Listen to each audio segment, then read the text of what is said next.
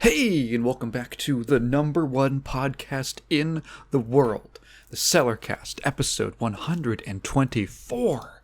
Can you believe it? We're finally out of episode debt. It only lasted a few weeks, but yeah, we last time we technically I was like, I have this full interview with Greg. Maybe I could use that as just a podcast. And I hope you guys enjoyed that. I wanted to make use of our full discussion because I was like, I don't want to upload like an entire just unedited hour-long thing to my channel, and if I'm going to edit it, I might as well, make it a highlights, a more easily digestible highlights thing. But it was great talking to Greg, and it was just even if all it ends up being is a one-off, then I think it was very, very valuable. I know that the Die Hard series meant a lot to a lot of people, and some people really enjoyed that. And among you guys, so it was great to get a follow-up. It was great for me.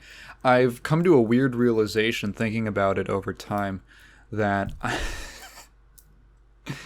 I'm probably the most knowledgeable person about that whole topic on the planet Earth who was not like there, who was not like directly involved in the situation as far as being a scholar goes. And honestly, so many people came and left throughout that story that a lot of them probably also don't know the full story.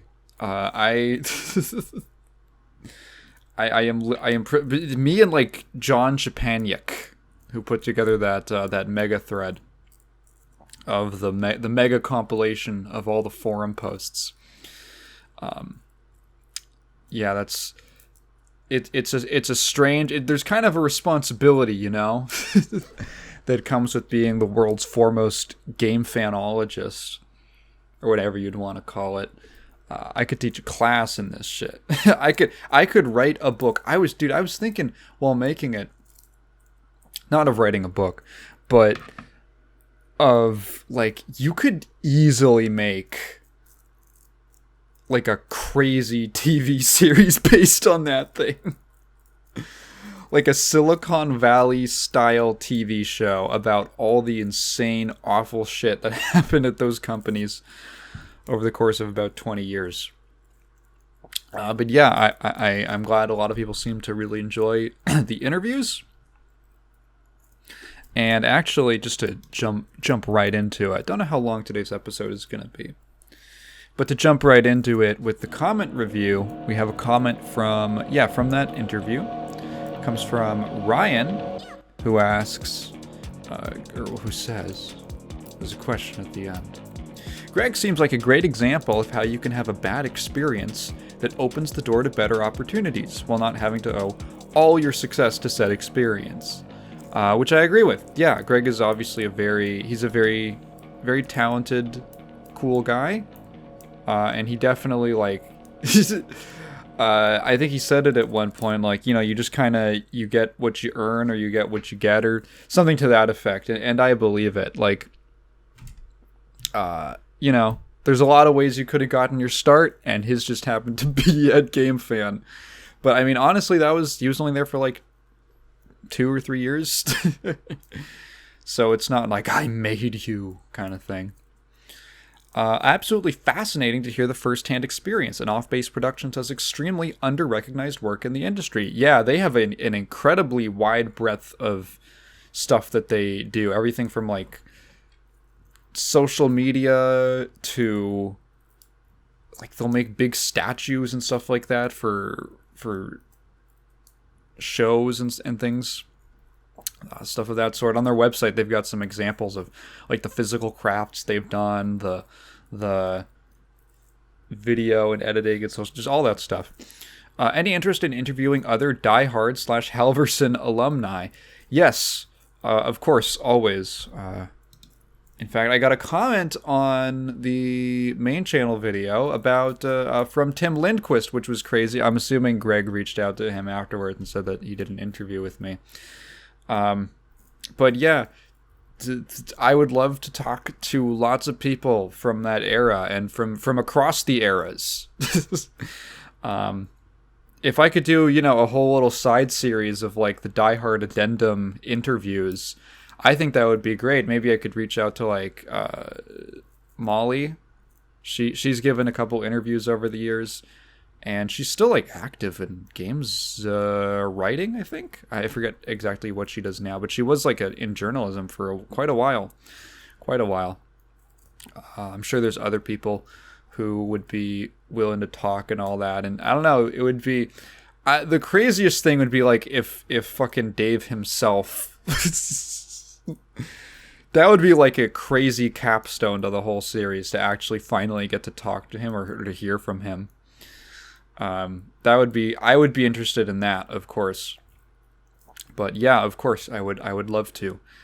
And anyone who wants to reach out or who I could maybe find, hey, maybe anything can happen. In any event, I want to kick this off with a hilarious little news story, which is about the recently released Silent Hill Ascension. Now, most of you might have forgotten that this came out, or which one this even was.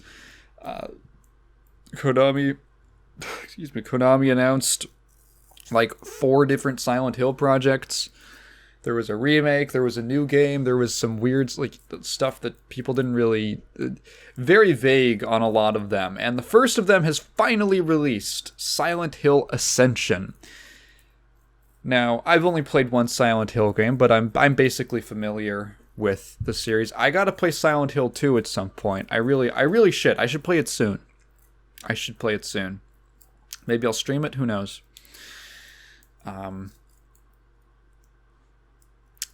I think I know what the general gameplay of a Silent Hill game is. You're walking around, doing a sort of mix of exploration, puzzle solving, a little combat.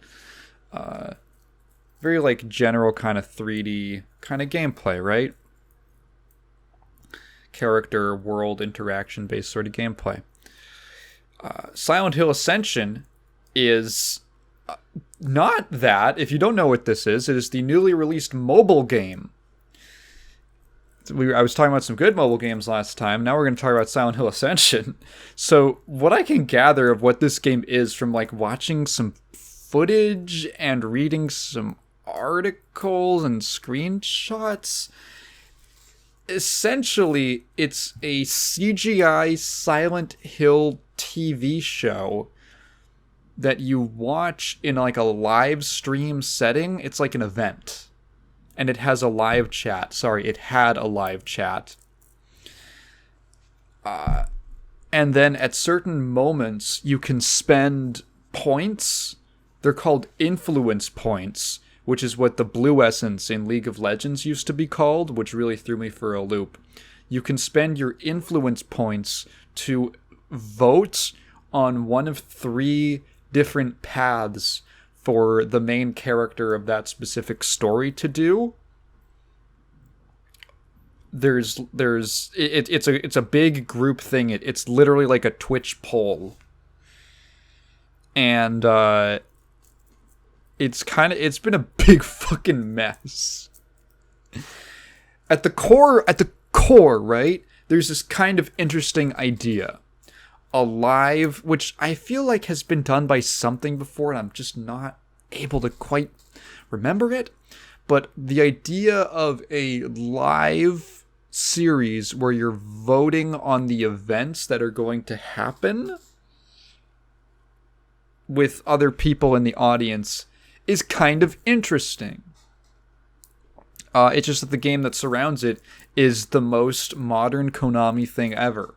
So my first exposure to this game, legitimately, beyond the trailer or the very meager teaser that they put out during that whole announcement spew, my first exposure was like a Reddit post titled, like something like, it's 2023 and there's a Silent Hill mobile game with a battle pass that you can get a guy from. And I was like, what the fuck? And I opened it up and it was a screenshot of the Silent Hill Ascension battle pass I'm not kidding, where you can get such bonuses as just like some dude. It's just a character model of like a man. And then one of the other rewards is a sticker that reads in this like rainbow paint splotch, very light airbrushed kind of like, you know, that like 2012 galaxy pattern sweatpants that girl at your school wore, at your middle school wore. That kind of an aesthetic, like rainbow color font that says it's trauma. And I like, it felt like I was being stabbed. Seriously, go look this goddamn thing up. Go look up the Silent Hill Ascension Battle Pass. This fucking sticker, Silent Hill Ascension Battle Pass. This fucking sticker, I cannot believe. It feels like a molestation. To like legitimately to take a series like Silent Hill and make a sticker parodying like the horrible trauma that the characters have gone through. I legitimately, this is the new like hit the lever. That's the new hit the lever, the new symbol of a modern Konami game. That sticker is for use in the live chat, which was disabled after a number of horrible things happened. So, let's see, there's a couple examples. Let's see. On Halloween, someone was typing, "Wearing my James Sunderland cock ring." That got through. They spaced out the letters in cock, but it's still clearly readable. Apparently, the words... What were the words? The word Kojima was censored. You could not write the name... You could not write the name Kojima. It would not allow you to. It would get auto-filtered. You could, however, type racial slurs, which is awesome. I'm pretty sure World of Warcraft public chat did not censor like the hard R N-word until like maybe in the last 2 years or something like that. Something ridiculous, something insane like that the auto mod would not just catch it. There's a mega thread on the Silent Hill subreddit. Excuse me. And I guess they've been... So, okay, I found this article from Eurogamer, which said that the chat was being moderated not by people, or there was like some people, but it's like a really small team. It's this developer called GenVid. Where are they from? Hang on, GenVid developer. GenVid Technologies. Looks like they're a mobile game company. Where are they based out of? I'm really curious. They look like they don't really make games. The GenVid Mile SDK. Huh. Okay, yeah, so... Do they make games? GenVid Holding Games. GenVid Holdings Inc. What is this company? Yeah. Oh, they developed this voting live streaming technology. I'm reading on their LinkedIn right now. GenVid is delivering a brand new form of entertainment combining the best of traditional storytelling with the, I don't know why I'm Christopher Walken, with the immersion and interaction of video games. We call this category massively interactive live events. Miles. I keep reading it as MILFs. Not miles. It's like all caps, so it looks really close. Imagine you and a global community of fans influencing the canon storyline of your favorite franchises, making choices which will affect the fates of heroes, villains, and entire worlds. Miles also have the unique aspect of giving fans a choice between sitting back and enjoying watching dramatic events unfold or leaning in and participating themselves. All of this happens live in the company of millions of other fans. GenVid's next exciting project for 2023 is Silent Hill Ascension in partnership with Konami, Behavior Interactive, DJ2, and Bad Robot Games. What? Is that the fucking J.J. Abrams? People, do they make games? What a Bad Robot yeah, oh my god, it's totally them. What do they do? I do not trust the J.J. Abrams games, dude. It looks like the only thing, this is their first thing, is Silent Hill Ascension. Initially formed, yeah. Our games, they have nothing yet. Okay, cool. It's just Silent Hill Ascension. I guess this is their foot in the door. So, what the heck was I talking about? Yeah, so this is like their first thing. This is their first experience. They're a technologies company. And they...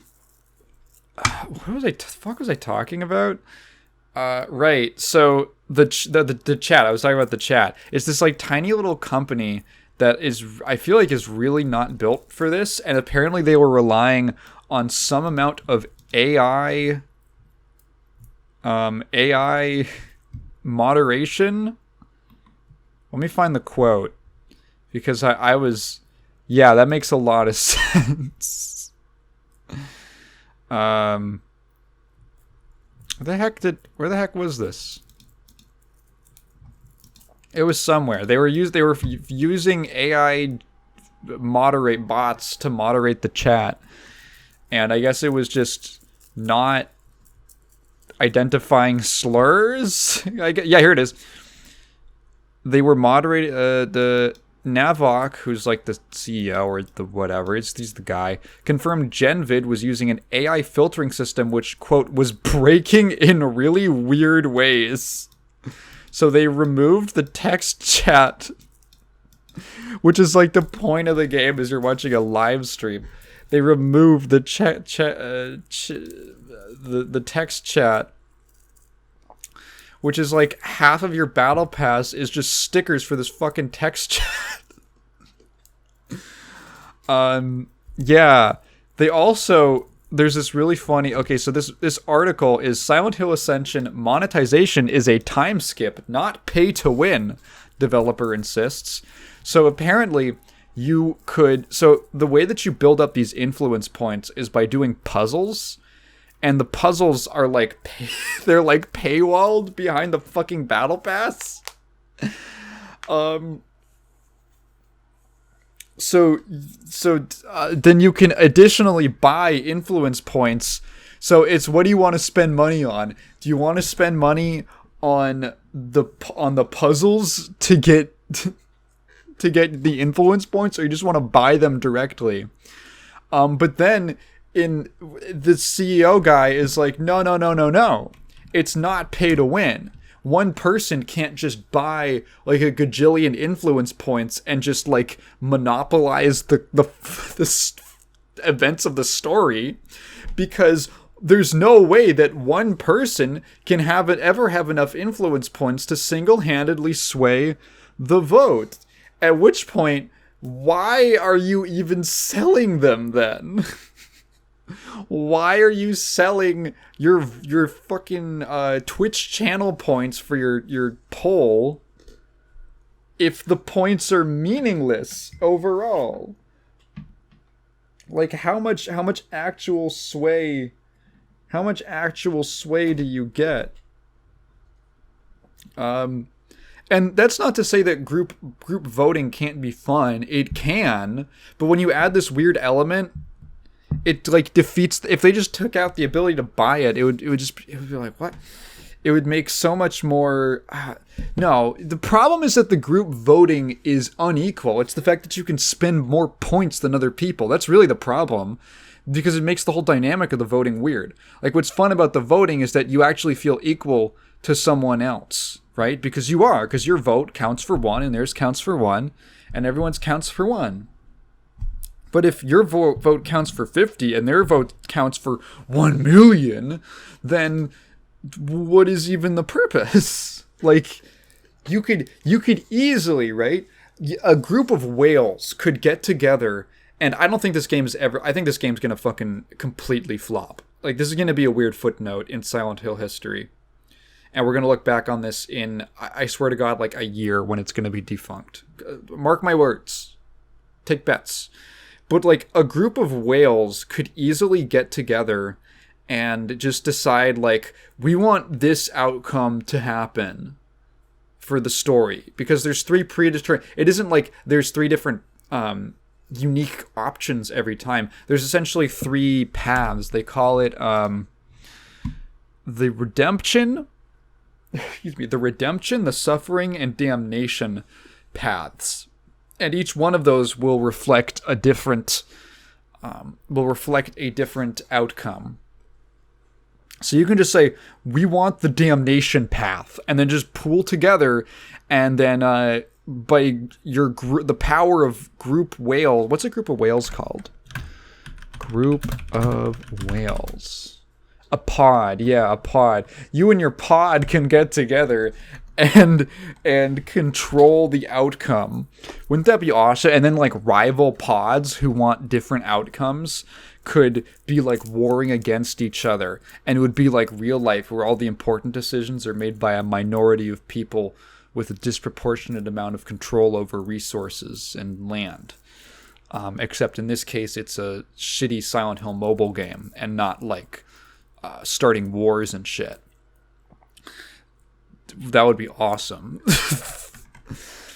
Yeah, there's also this weird system that I still don't understand. It's called Hope. And Hope is apparently, according to this article from Rock Paper Shotgun, what do they even describe it as? A second currency called Hope, earned by completing puzzles, which characters need if they're to survive certain bigger story moments. I don't know, because I don't think you have like a player character.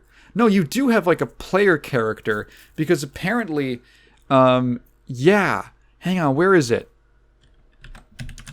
Yeah, influence points can also be spent to enter your player avatar into a cameo contest. The winner of this contest will guest star in the subsequent episode, custom haircut and all. Isn't that insane? You can be in a Silent Hill game. Again, the idea is kind of fun. It's just like, why would you do this in Silent Hill? Why would you do this in Silent Hill? I feel like a lot of these concepts are kind of wacky and silly, and this is just a weird setting to use them in. Like, think about how much fun people have just watching the cutscenes of their character in Street Fighter 6.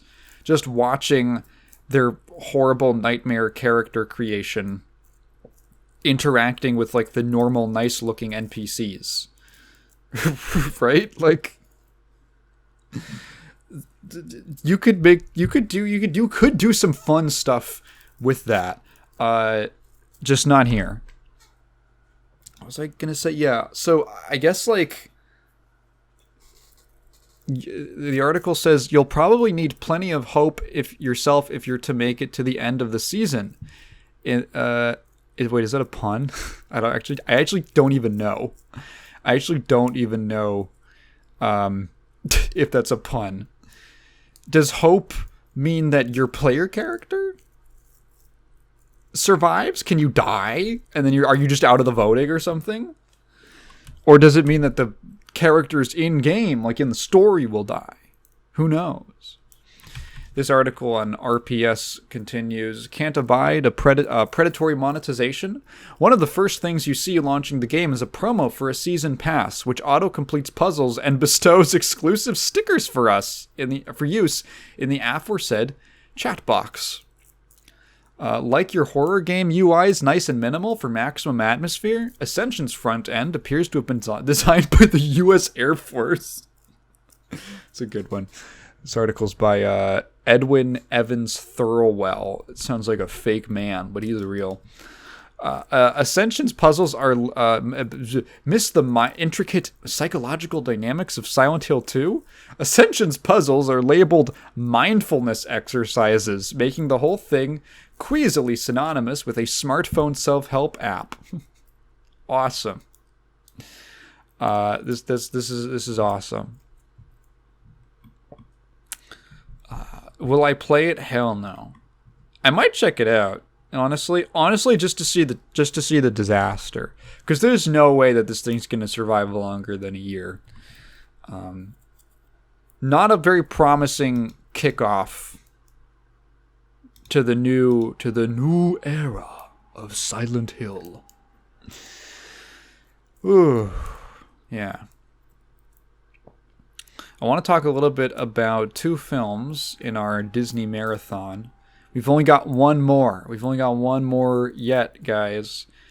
So for some reason, we skipped Bolt because I guess Kat hates Bolt. We were with her friends on Halloween. We were like, yeah, we got to watch this one and Bolt next. And then just a bunch of them just, oh, I fucking hate Bolt. Fuck Bolt. I was like, what the hell? What's all hate for all the Bolt? It's all the hate for Bolt about. I remember it being okay as a kid. Anyway, we watched Meet the Throbinsons. Sorry, yeah, let's meet with an M-E-A-T. So Meet the Robinsons and the Princess and the Pog. We skipped Bolt. I guess that's going to be the last one.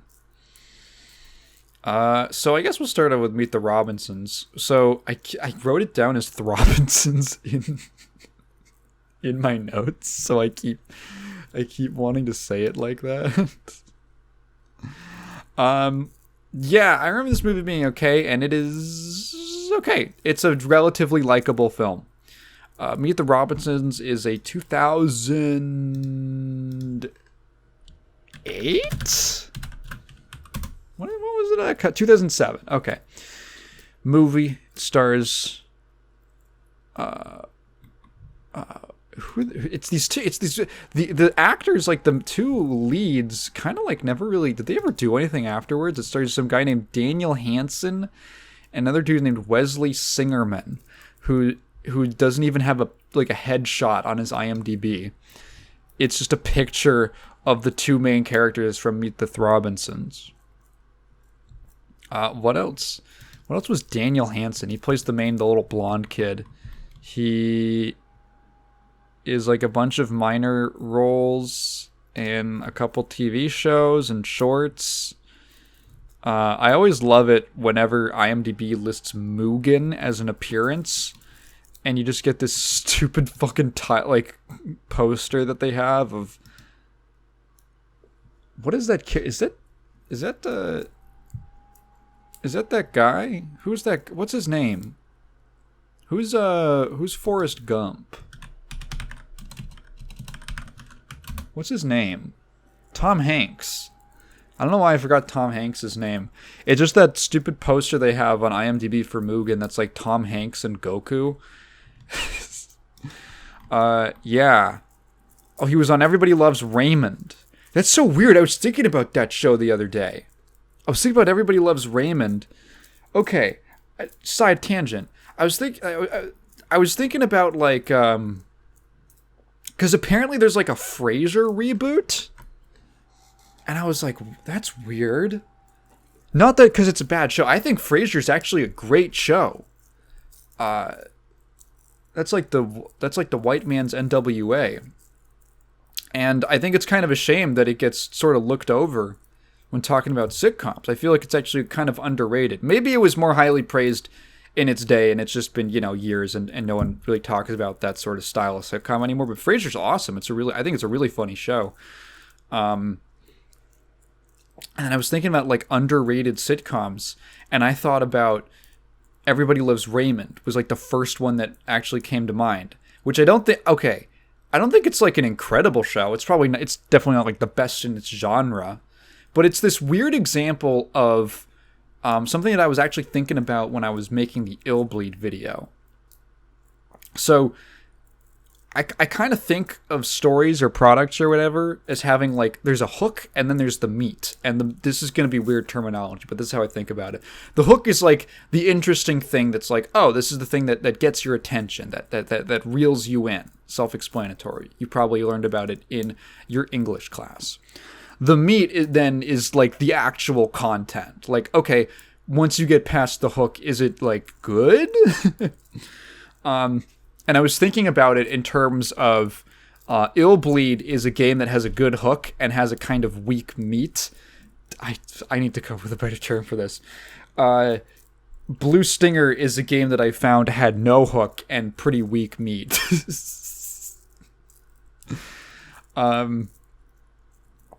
Everybody Loves Raymond is a show that has like no hook, but it's like you watch it and it's pretty good. It's actually pretty funny. Like, there is nothing interesting about it. It is the most bog standard pitch for a family sitcom starring a known comedian. It's Ray Romano, and he has a wife and like did they get a third kid later on? I forget. He's got like 2 or 3 young kids, and his brother's there, and his parents. And they have a family sitcom. And, like, there's nothing interesting or attention-grabbing about it. But then you watch it, and it's actually pretty funny. Not the best thing ever, but I always thought it was, like, pretty good. And it's probably why no one really talks about it. It's just one of those, like, pretty solid shows that just sort of flies under the radar, but still gets, like, a bunch of seasons. How many seasons did it have? 1996 to 2005. Wow. That's a long time. How many seasons? 9 seasons. Fuck. I feel like most of the problems on that show just stem from fucking Robert. Why was I thinking? Oh, I was thinking that was the other thing. I was confusing the guy who plays Kronk in Emperor's New Groove with Brad Garrett, who plays the brother on Everybody Loves Raymond, who also has like a super deep voice like this. Super husky deep voice. Anyway. Yeah. So we were talking about Daniel Hansen of Meet the Throbinsons. Anyway, yeah. So Meet the Robinsons it's weird because it's a. Did Kat tell me this was a fucking Stephen J. Anderson? She totally said it was someone else. Did she say Richard Linklater? It's totally wrong. Steve Anderson also worked on the 2011 Winnie the Pooh movie, which I really enjoyed. Emperor's New Groove, which he was not. He was the director on Winnie the Pooh. Animation on Frozen. Like pretty, yeah. Oh, and of course Toto Lost in New York, the 1996 classic, which he served as director on. And a couple other random stuff. Oh, he's working on the new Garfield movie. See? Hey, Kat. Hey, see? As in storyboard artist. She's gonna drag me to that. She loves Garfield. I would describe Meet the Throbinsons as, yeah, I called it overall pretty likable. I'm not talking about it too much. It does have Tom Kenny, because it's not like the most interesting thing ever in the world. Although there are some kind of decently good aspects to it. So if you don't know, or you never watched it, It's this animated CGI film, which definitely looks like it maybe could have looked a little better for the time, but it's all right looking. The visuals are very like a really nice looking reboot. Like a much nicer looking reboot. Which works a lot better for me when they get into the future, because it's kind of like, oh, it's supposed to look a little weird and shiny and new. But in the sort of like past/present portions of the movie, in that setting, it's like, oh, this does look a little bit budget. I'm curious to know what the production was like for this film. Maybe I'll look it up right now while I'm talking about it. It's about this kid. He's played by Daniel Hansen. His name is Lewis, and he's this orphan. He's an inventor, and he just can't find a set of parents to adopt him. And to give the movie credit, they do a pretty good job establishing his situation. I actually really like the scene where he has kind of like a disaster interview where the parents kind of like, they kind of like him, and he shows off his invention. It's like a gun that perfectly applies peanut butter and jelly to a piece of toast. And the dad starts like kind of freaking out because the gun is jamming and it misfires. I'm like, what is the dad freaked out about? And I was like, wait, the gun misfires and like sprays both of the parents with peanut butter and jelly. And the dad starts having an allergic reaction. And I'm like, oh, that's good. I thought that was good. I thought that was kind of fun. Well, not fun, but like, that's a good... He accidentally gives the dad an allergic reaction. It is a pretty, as far as like ways that an interview could go poorly. That's pretty good. And it's his invention misfiring that directly results in it. Okay, yeah, I get it. So you're getting the sense like, okay, he's too much of a handful. He's this really bright kid, but he's too much of a handful for most couples that are looking to adopt him. And there's a scene where the lady who runs the adoption agency is talking to him. She's like, oh, don't worry. It'll, I know it'll happen soon. Like, you're a great kid. And he tells her that he's had like 130 interviews because he's like kept count.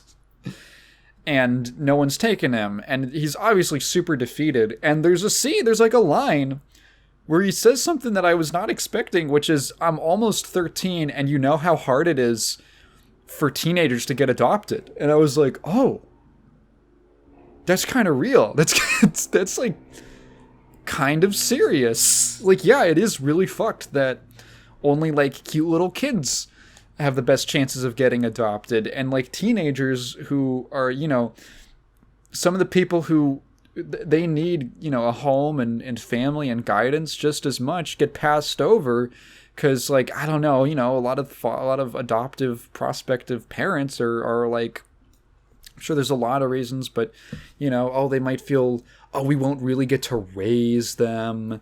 We won't really get to, they'll just kind of, it's probably just, I think they're just worried about, they want a kid. They don't want a teenager. And it really is a shame because those people obviously deserve families as well. And it was like, oh, I kind of like that it actually touched on that.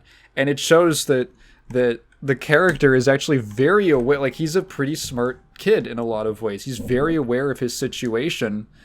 And he's really, that feels like something a kid of his age would be cognizant of.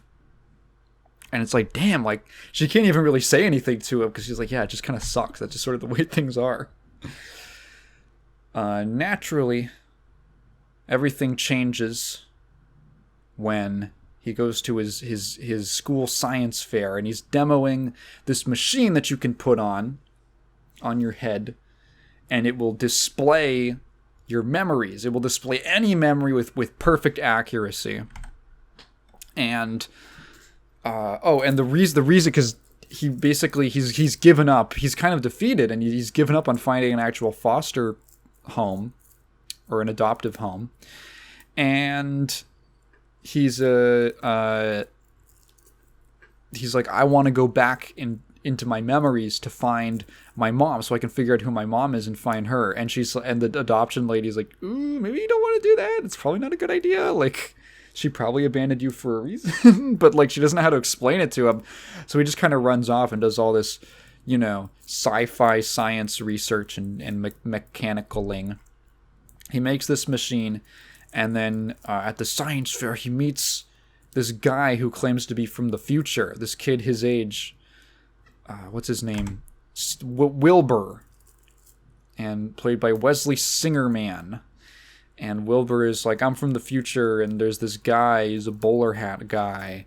And he's evil and all that. Yada yada. The device, malfunctions. Everything goes wrong. How do they end up in the future again? I cannot remember how they end up at the future. Basically, there's this guy in the bowler hat guy. Bowler hat guy, which is what he's referred to for like 90% of the movie. And he's up to no good. He's in the past. He's stolen a time machine, and he's trying to get this device for some reason, for whatever reason. I think it's like he's trying to ruin Lewis's life. For a reason that it is left a mystery until a certain reveal in the film. So they like go to the future. They crash the time machine, the only other time machine in existence, and now they're stuck until they can fix it.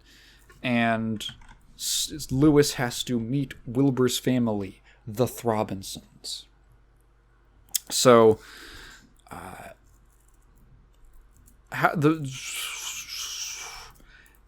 This is sort of it. I don't know. It's like it kind of goes how you'd expect. Lewis finds this kind of family among the Robinsons, among Wilbur's family, but he's like trying to keep them from knowing that Lewis is from the past, trying not to get in trouble. The bowler hat guy shows up. There's a T-Rex. The T-Rex says the trailer line, or at least like the TV re-airing promo line, where he's like, I have a very big head and very small arms, which I remember is like burned into it's like the one line I know from this film, because I just see it in ads, because it's very funny, it's very funny. Okay. Wilbur's voice actor, Wesley Singerman, is not great. I do not like his performance in the movie, and he's basically completely gotten out of voice acting, which like this is actually his last role. This was his last role, which makes a lot of sense. I mean, before this he actually played Charlie Brown in like a couple TV shorts from the early 2000s. He is also featured in Mugen.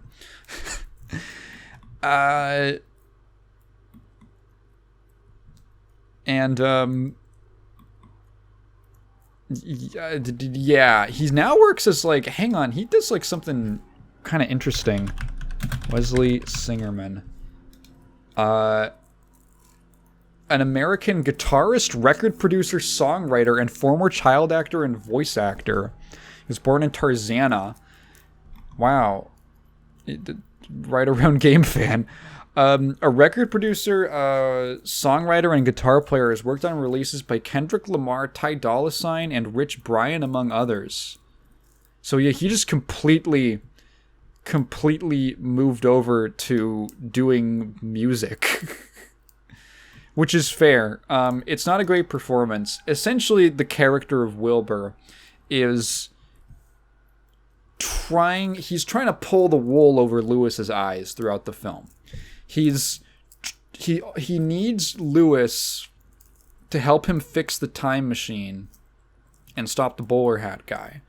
But he can't let Lewis know certain things about the future, and he can't let him know that he's like doesn't really plan on like bringing him back to the past, because immediately Lewis is like, oh my god, I can go back to the past and meet my mom. He doesn't really plan on doing that because it's going to fuck up the future. But he can't let him know that.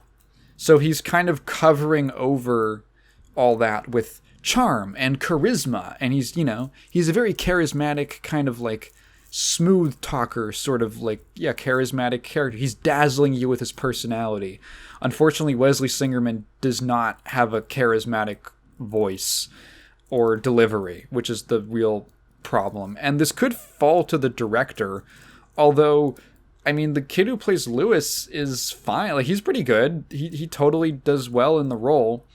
But Wilbur's performance is just, he just does, like, you can tell he's trying to be charismatic, but he's just not pulling it off. He doesn't know how to deliver it. He doesn't know where to stretch out his words. He doesn't know where to pause. He doesn't know where to hang on something or emphasize something else. He doesn't sound smooth. Like, if you're being charismatic, you should be taking someone on a ride with your voice, right? With your words. And he's just, we described it as like 4Kids dub generic shonen protagonist, but honestly, like, not even that good, to be real. Like,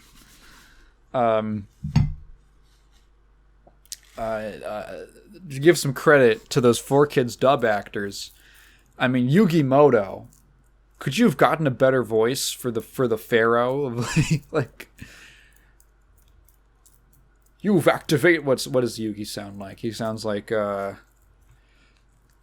you've activated my trap card, Kaiba. Like, oh, he's so imposing. He's so sexy. And then he turns back into a kid, and you're like, damn it.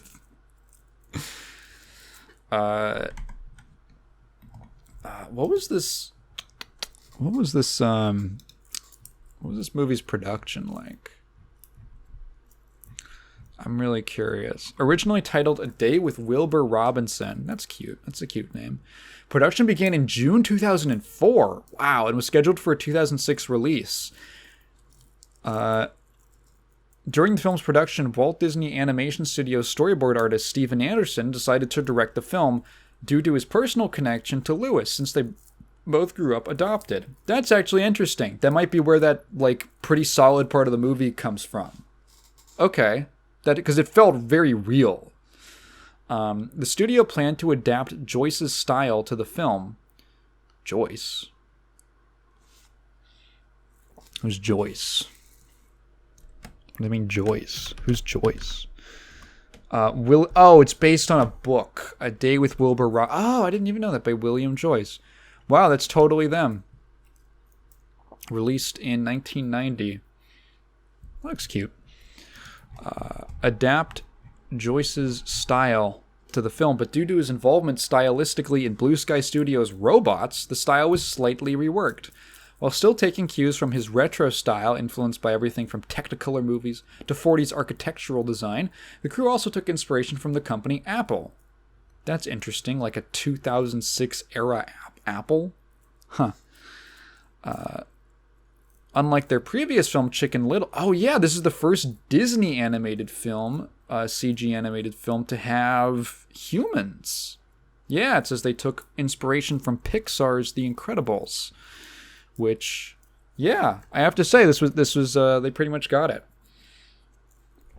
While the film was in production, the Walt Disney Company announced that it would be acquiring Pixar, and as a result, John Lasseter became the chief creative officer of both Pixar and Walt Disney Animation Studios. When he saw an early screening for the movie, he told Anderson that he did not find the villain scary or threatening enough and suggested that they make some changes. 10 months later, almost 60% of the film had been scrapped and redone.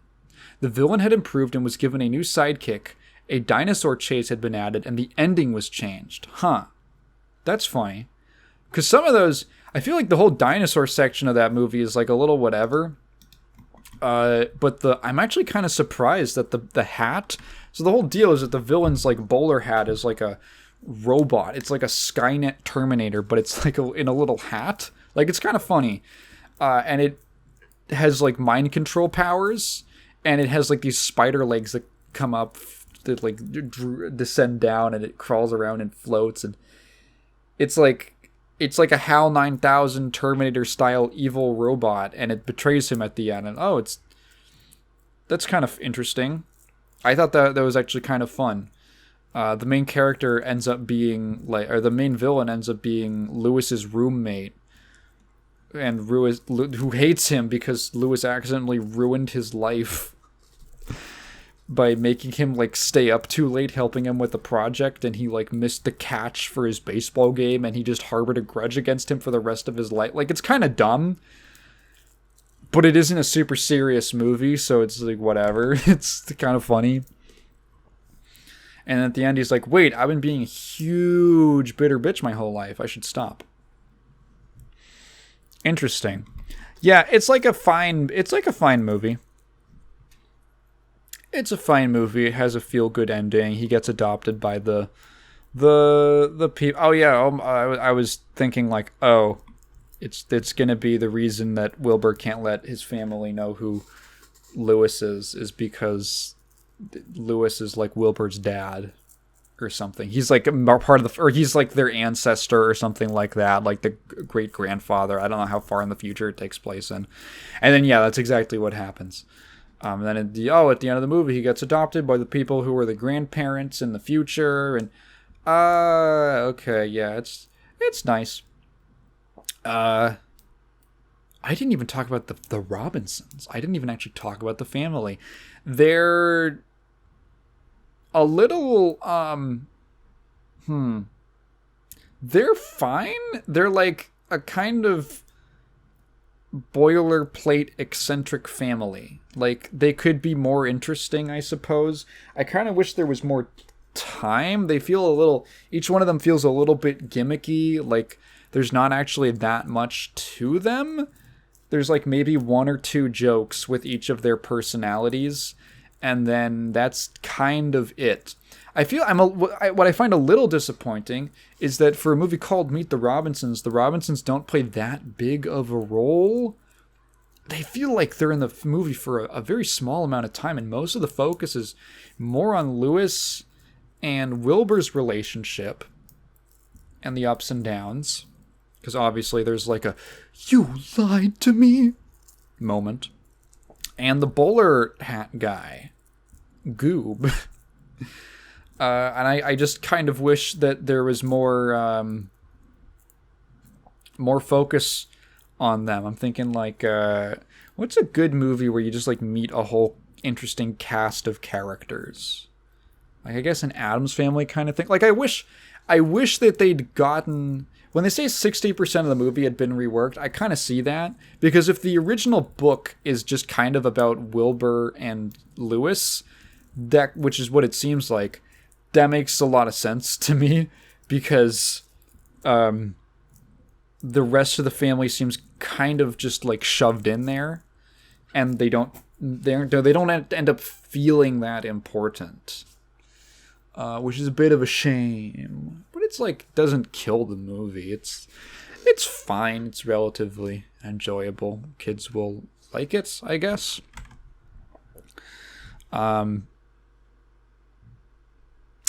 Yeah. The Jonas Brothers did a song for the soundtrack. That's funny. Let's see.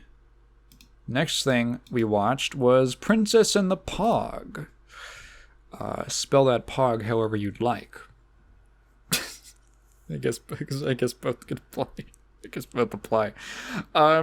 So the Princess and the Frog is kind of Disney making up for Home on the Range. Now, if you recall, we actually kind of liked Home on the Range. I thought that was actually a pretty weird, fun movie, but it did not do well because it's not. How do you sell that, right? How do you sell that movie? Okay, you're 8 years old. You're a kid. Roseanne is a cow. It doesn't work. Did I do that bit when we talked about that movie? It bears repeating because, man, I cannot believe they thought that was going to do well. But so they were the last animated, hand-drawn traditional animated movie we did, the style that we're literally, we're known for, the style that created anime. that was so influential. Why don't our last one that we ever did is going to be Home on the Range? Why don't we have like one redo, Why don't we make one more like classic Disney kind of princess movie? This is Disney's Final Fantasy IX, right? One last hurrah in the classic style. And I have to say, as someone who is not a fan particularly of like the princess movies or musicals, I like this one. I actually like the movie quite a bit. I don't hate those things, right? But like a musical for me, I am neutral towards them. I don't hate something because it's a musical. I can enjoy them. I have enjoyed musicals in the past, but I'm not going to like, oh, it's a musical. Oh, like that's not really a draw for me. It's just a bonus, assuming the music is good. And I'm also not, I'm not the market for Disney princesses. It's probably pretty obvious. But I grew up with like, I had Snow White on VHS, and I think Sleeping Beauty. Yeah, I'm pretty sure. And like I had a couple like Disney movies on VHS. So I'm familiar with it. And I like, I don't know, it's a good one. This is also like, there's sort of a meta element to this, which is Disney was kind of going on this thing when they were going in during their like 90s Renaissance era, where they were like, hey, all those original Disney princesses were all crackers. We gotta pump up the color in our repertoire. So let's get an Asian princess. Oh, it worked out pretty well. Let's get who else was the multi? Let's get a fish one, for the fish representation. That worked out pretty well. Maybe it's like for people in wheelchairs or the mute. That's what Ariel is. Oh, let's get a Native American. Ooh. Okay, that one didn't work out. That one didn't work out too well. That one did not work out very well. And hey, we don't have a black one, which is kind of interesting. It's weird we sprung for the Native American representation before the black one. I'm not saying it's like a competition. I just think it's kind of funny. Anyway, hey, let's if we're gonna do one that's focused on a black main character, how do we want to do that? And they chose I actually looked it up because early in the film, someone's reading a newspaper and it says Wilson elected, President Wilson, which was not the Woodrow Wilson. He served as president. He was elected. He had one term, right? Yeah, 1913. Woodrow Wilson. I thought it was at least like the 20s. No, it's 1913 that this takes place in. And now, right off the bat, I want to get something out of the way real quick.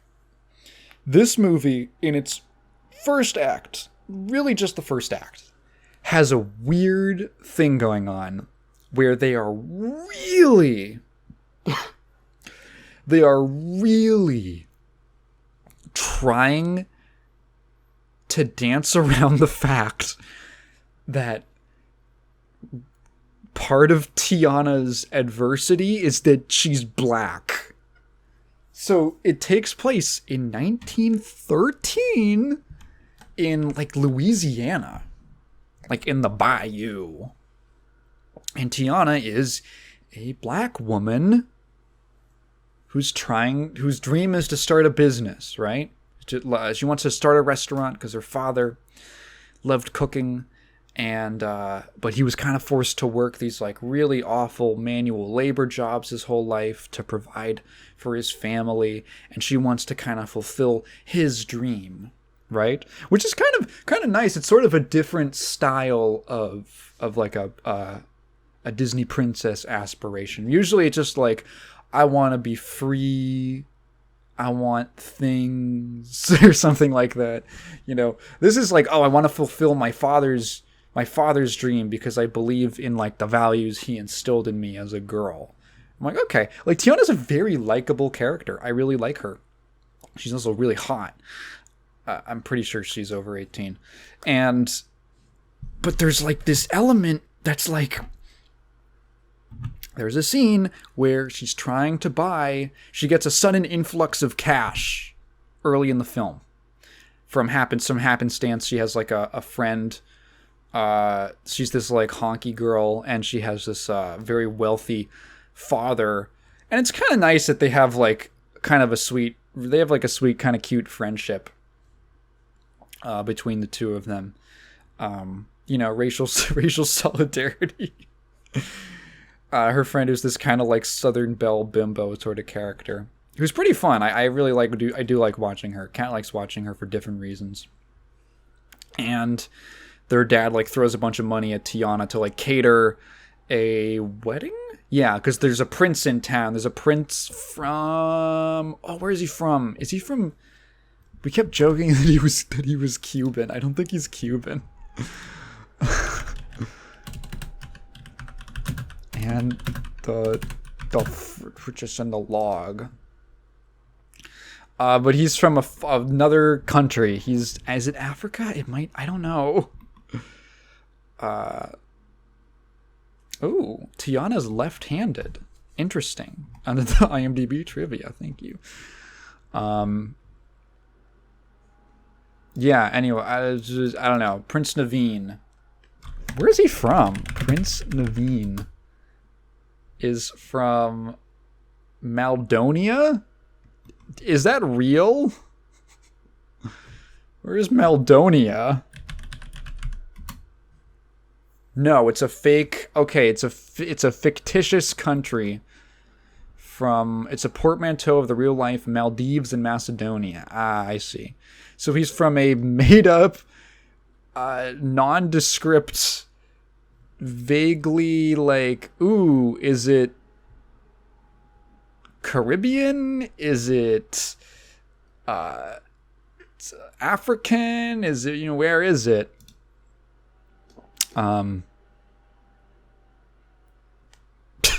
Wait, this is actually kind of funny. There's a screenshot of like of the newspaper where they talk about his arrival, and they've circled a paragraph in the newspaper that says, sent their only son as an ambassador for their small yet golden kingdom in an obscure unheard of part of the globe. No one is all that sure where Malkadesh is on the map, but does it really matter? That's kind of funny. Someone had fun writing that.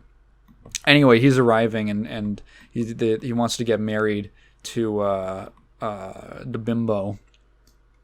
So the dad's like, Tiana, here's a bunch of money. Make some snacks. Make some gumbo. Make some gumbo. And she's like, oh shit, this is way more money than I need to make that food.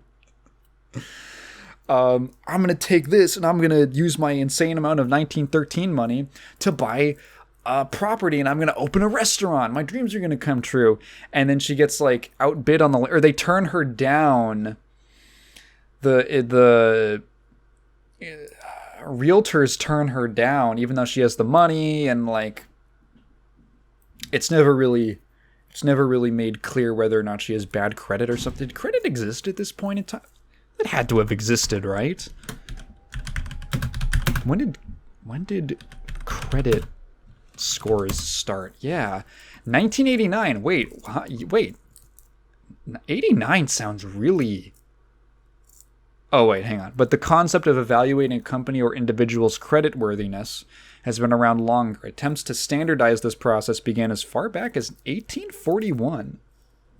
It's kind of interesting. So yeah, there's no solid means of someone judging someone's credit score, but she gets turned down for this buying this property, and all they say is like, oh, you know, someone of your background, and they're like, they're kind of saying it's because you're, like, they don't want to say it's because she's black, but, like, it's like, oh, it's because you're grew up poor, but like why is she poor, do you wonder?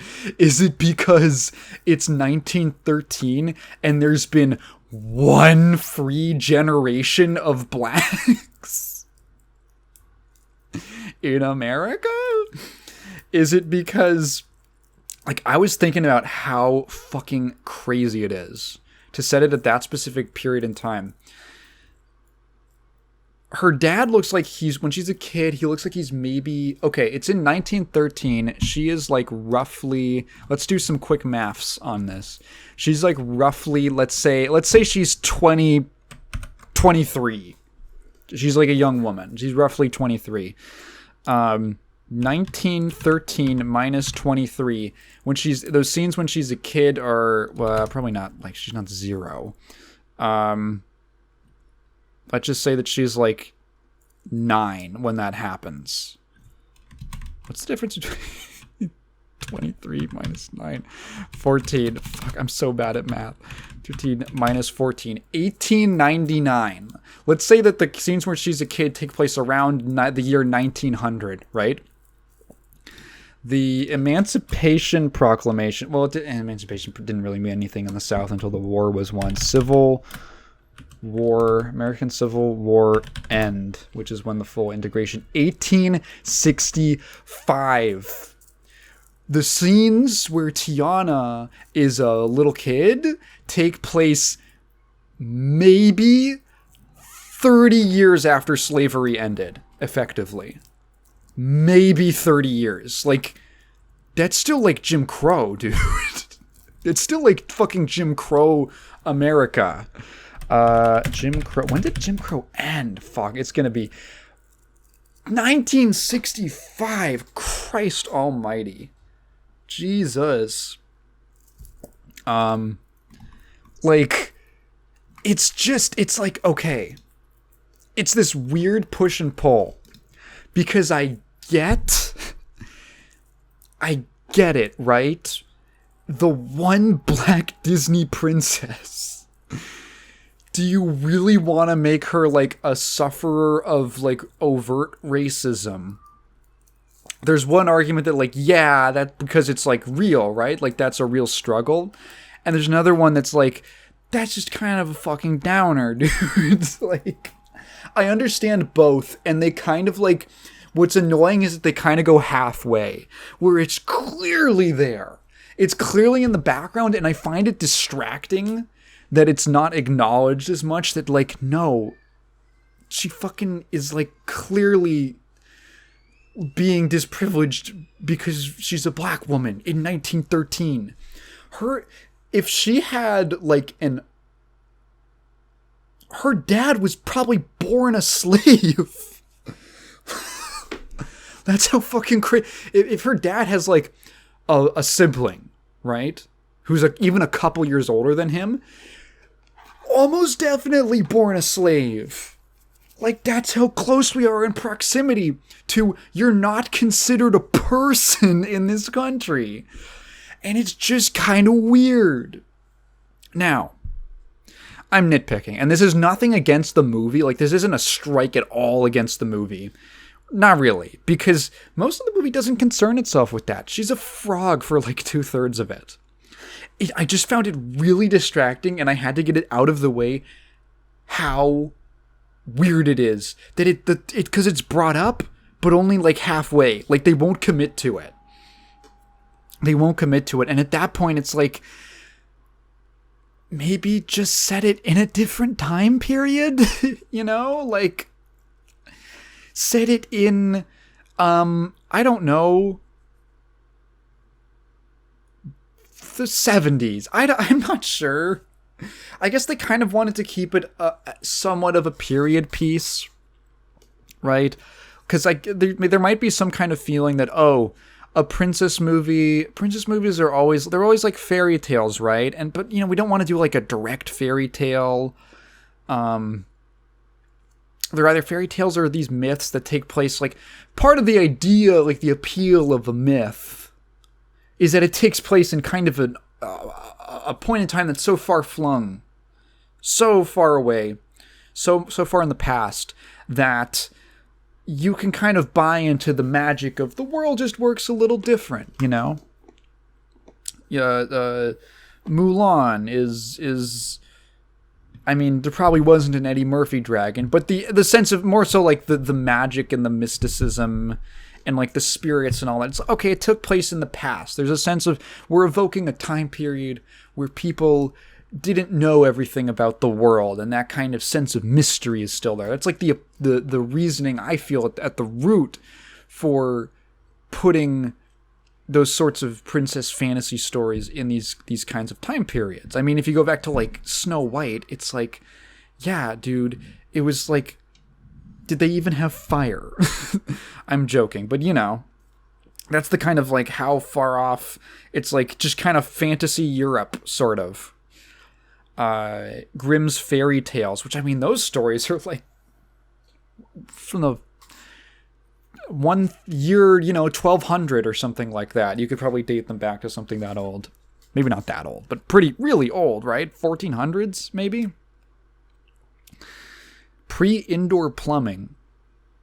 And it's weird because it's like, okay, you're going to take a black character, and you could have feasibly, I mean, you could have set this in Europe, where there's black, African people have been migrating all over for you could have set it in Africa.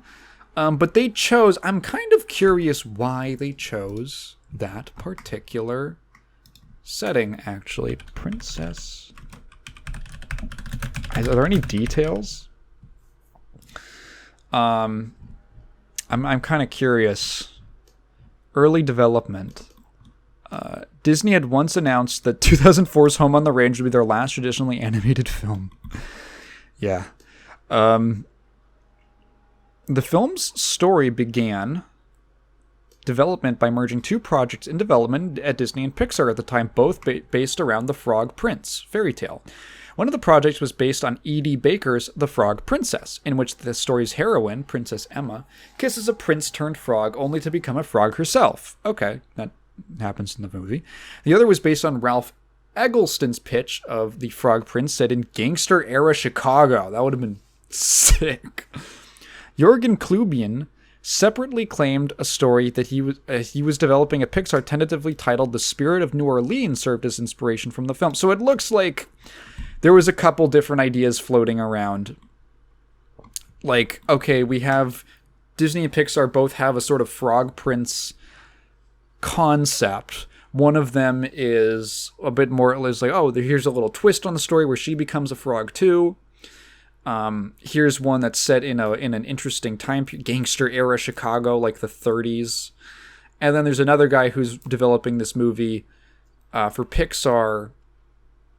Takes place in New Orleans. I'm assuming also probably it's some kind of older period era New Orleans. The Bayou.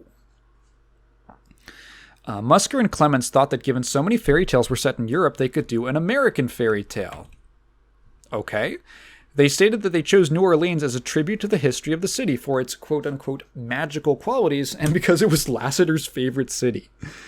Well, he loves just big parades where you can grab ass and disappear into a crowd. The director spent 10 days in Louisiana before starting to write the film.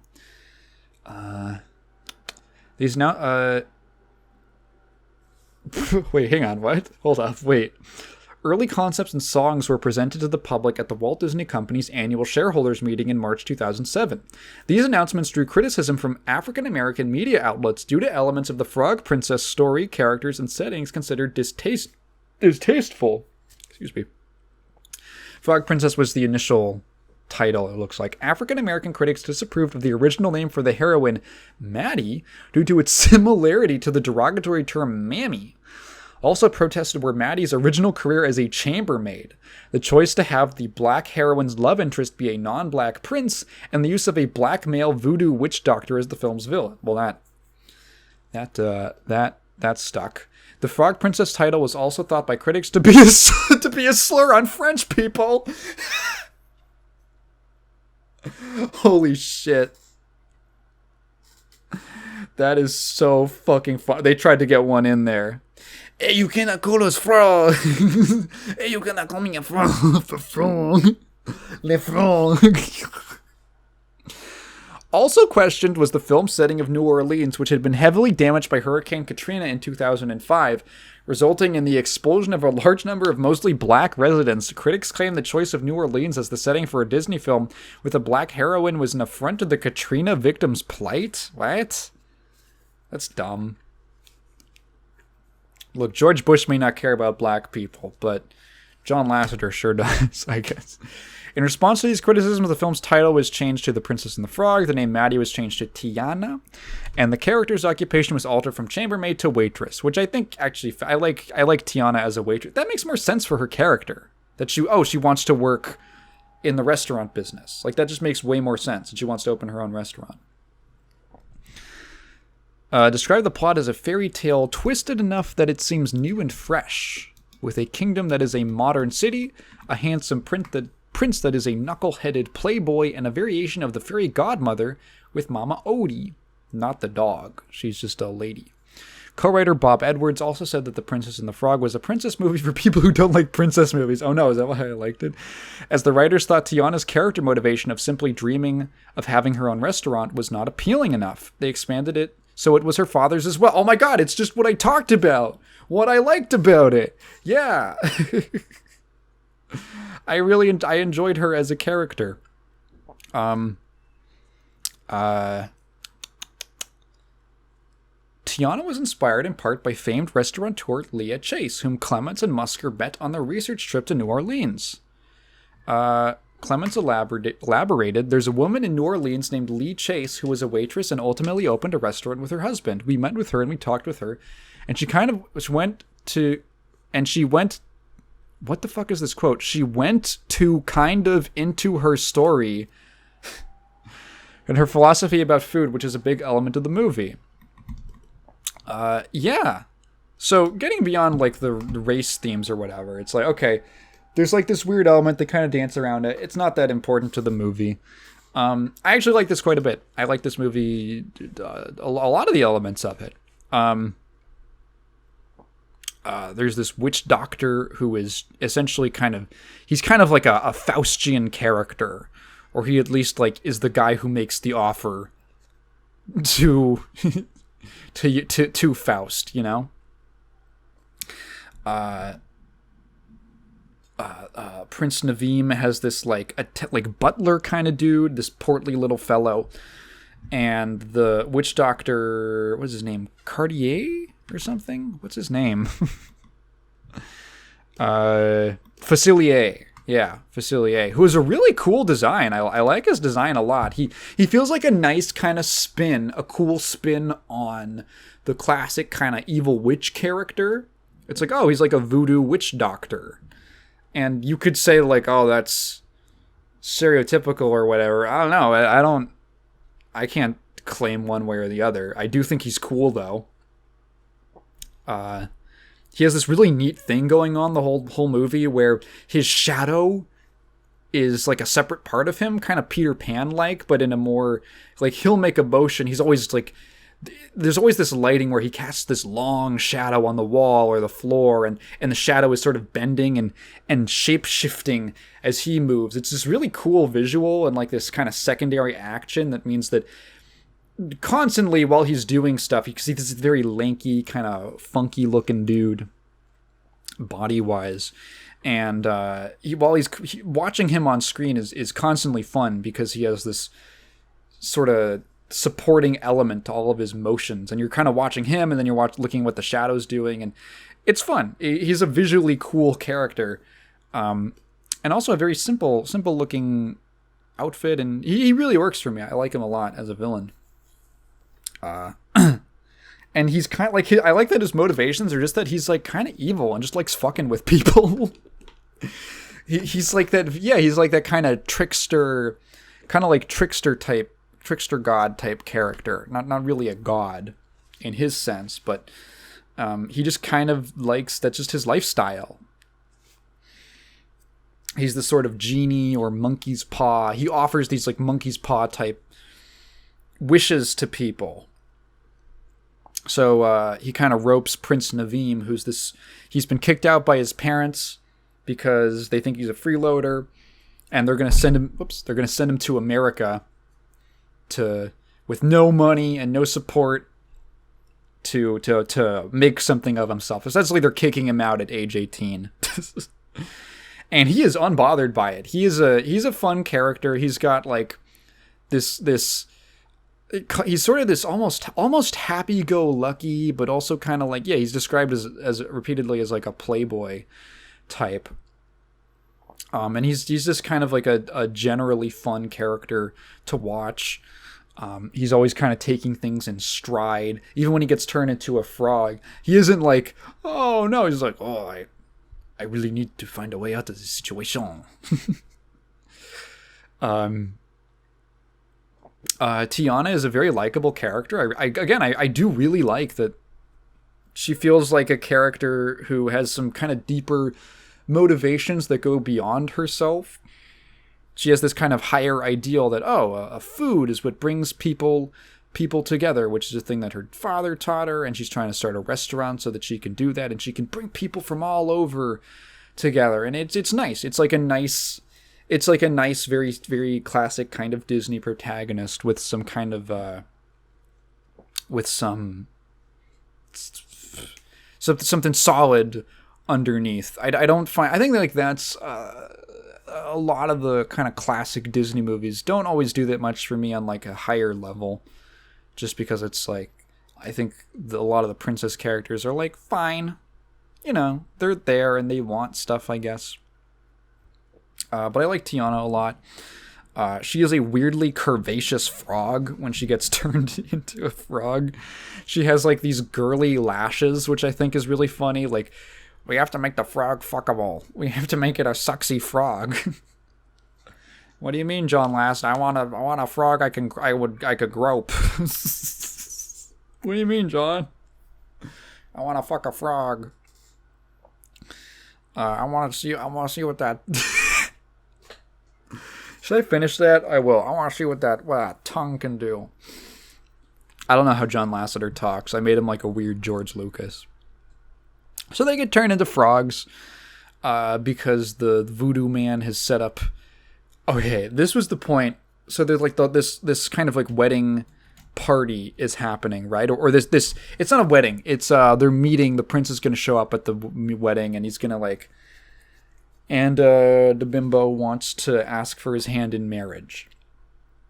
So Tiana's like going around. She's in this very good-looking dress. Kat was giving me the fucking side eye, and she's like, all right. I'm like, yeah, okay, whatever, fuck off. She meets the frog on a windowsill, and she's like, oh my god, you can talk, what the fuck? A talking frog? Oh, what? It's going in my craziest Vine compilations 2014 edition. She says, oh, he goes like, oh yeah, I know the I've been turned into a frog, and you can oh yeah, I know, because there's the story, the Frog Prince, you can turn me back by kissing me. And she's like, okay, I guess, fine. So she kisses him, then she turns into a frog, and they're like, shit, what do we do now? But the whole time, supposedly the prince is at the party, and I was like, wait, hang on. So if the prince is the frog, who's the prince at the party? And then it hit me, and I'm like, no, he's in. I literally threw my hands on my head, and I was like, he's in blackface. No, he's in magical blackface. That's fucking crazy. The first black Disney princess, and one of And the villain's plan involves magical blackface? That's wild. That's fucked up, guys. It's the portly little butler guy. He wants to marry the bimbo, and the voodoo man has turned him into the prince. He shape-shifted him into the prince. Oh, but he needs the prince's blood to, like, keep the illusion up. He wants to marry her for her dad's money. So he's like, kind of, oh, the blood's running out. We got to get the frog back somehow, or you got to at least get married so you can abscond with the money. And, or just keep the money and stay there and just, like, rail her, which would be cool, too. And then, what even, oh, yeah, it's so, the Tiana and Naveem kind of end up getting whisked away on some balloons. There's a little chase sequence out of the party, and they're stuck in the bayou now, and they got to figure out how to get home. It's weirdly Emperor's New Groovy. If Kuzco was like a prince, yeah, well, actually, yeah, he is the prince. He is the prince. Well, he's the emperor. Sorry, he's royalty. But if Pacha was like a sexy little frog who's actually like a sexy woman underneath. That's what Pacha wanted to be the whole time. He wanted to be a sexy black lady. And they got to make their way back to... Oh, yeah. So what they figure out is you need to be kissed. The reason it didn't work is because you need a kiss from a princess. He thought she was a princess because the dress she was wearing. Oh, okay, fine. Okay, cool. I get it. How do we get a kiss from a princess? What counts as a princess, you know? Well, because Mardi Gras is happening, Dabimbo is technically the princess because she's the daughter of the rich guy who's the king of Mardi Gras. She is the princess of Mardi Gras. So if they get a kiss from her, they'll turn back into peoples. Which is, like, kind of funny. It's also kind of, like... There's, like, a time limit, but it's, like... You know... I mean... because there's a time limit because as soon as Mardi Gras is over, then I guess the title no longer applies. But also, like, you could just wait a year if you wanted. You know, like... You could just... Because they can talk to people. They could just get there and explain the situation to her, and if it's too late, if it's after midnight, they could just wait a year and, like, hang out and be frogs. But yeah, along the way back, they meet an alligator who... Okay, so this is where, like, the music starts coming in. The alligator plays the trumpet. Cool, very cool. And this whole movie's soundtrack, I think part of the reason that I liked the musical aspect was that it's all like bayou swing. It's all jazzy. And it's cool. It's actually like it's catchy. I can't think of a single song in my head right now, but while I was listening to it, I liked it. This is a really nice looking movie, especially in the parts where there's a couple shots and scenes where they're really swinging for the fences on the natural beauty of the bayou, which is kind of interesting because it's a location you don't see represented in animation very often, and it's also not one that's known for being particularly pretty. But I like how they took it's the swamps and the... You just associate it with like mud and shit, and mud and mosquitoes. But they took it and they really kind of emphasized the water. There's a kid screaming in my neighbor's yard. The water and the sun. Like, there's some really nice shots of the sunlight reflecting on the water, or the moonlight reflecting on the water, and the trees and the density, and like there's some very nice use of colors. Like, they're swimming with the alligator friend and what is it called? It's like that surface level plants. They're not like lily pads. They're like leaves. It's some kind of like surface level water moss. I don't know what the name is, but he's like swimming through it. It's just this super vibrant green, and he swims through it and reveals and is kind of cutting a path, and it's this like beautiful shade of blue in the daylight, and really nice looking stuff. A real big-lipped alligator moment, if I had to put a name to it. And I like that stuff. There's a comic relief Firefly who I'm not like the most into. He's there. Yeah, I don't know. It's just kind of like they do the classic thing along the journey. Tiana doesn't like. I like how the roles are more like, oh, it's Naveem is kind of, he's never really had to deal with responsibilities. He's like a prince. He's kind of spoiled. He's not a bad guy. He's just kind of spoiled and used to getting everything that he wants. So when he's put in like a stressful situation, Tiana, who's worked her entire life and has had to put up with hardship and having to figure stuff out for herself, she's way more responsible and level-headed, and she's kind of clashing with Naveem, but they kind of like have a little romance. It does happen very quickly. It does have the classic Disney princess kind of. It's not love at first sight, but it's love in 24 hours. That's ridiculous. I'm sure that would never happen where someone would meet someone and within a single day apparently fall in love with them. That's never happened before, and it's ridiculous and unrealistic. And yeah. And honestly, anyone who would say that, who would do that, is probably stupid. So anyway, it's fine. The romance aspect is fine. It's not my favorite thing ever in the world, but it's kind of cute. They do a little frog stuff. So I was talking to Kat after we watched it, and she said, I don't really know why Tiana is a frog. Or she said, I kind of wish Tiana wasn't a frog for most of the movie. And I agreed with her. And I'm like, yeah, because she's hot, right? And she's like, no, another reason. I was like, oh, okay. She's like, narratively, I think it would be kind of funny if this movie... So she was like, yeah, I kind of wish that she was a human, so she'd have to, like, you could focus. I don't know. It would be more fun. She didn't like really get the purpose of her being a frog or how that was important. Like, it makes sense for the prince to be a frog because it's kind of like him being humbled, being powerless or more powerless, right? But Tiana is like, does she need to be a frog? And honestly, I think it would be kind of funny if the movie, because Kat was saying that if they had made her a human the whole movie, people would have compared it to like Beauty and the Beast or whatever. Honestly, I wouldn't have minded because the whole structure of the film instead would have been the Prince Naveem escort mission. He would have been like the Ashley Graham or the Elizabeth of this movie, and Tiana is Leon.